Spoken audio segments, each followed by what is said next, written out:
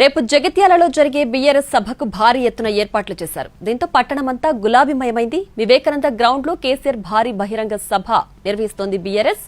ఈ బహిరంగ సభకు కేటీఆర్, హరీష్ రావు సహా కరీంనగర్, హుజూరాబాద్, కోరుట్ల ఎమ్మెల్యేలు, మాజీ మంత్రులు హాజరు కానున్నారు.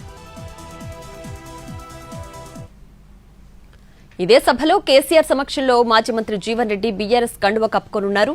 సభకు 1,00,000 మందికి పైగా జన సమీకరణ చేరున్నారు గులాబీ నేతలు. జగిత్యాల, ధర్మపురి, కోరుట్ల, చొప్పదండి, వేములవాడ నుంచి బీఆర్ఎస్ కార్యకర్తలతో పాటు జనం తరలిరానున్నారు. ఇదే సభలో కేసీఆర్ సమక్షంలో మాజీ మంత్రి జీవన్ రెడ్డి బీఆర్ఎస్ కండువ కప్పుకోనున్నారు. సభకు 1,00,000 మందికి పైగా జన సమీకరణ చేరున్నారు గులాబీ నేతలు.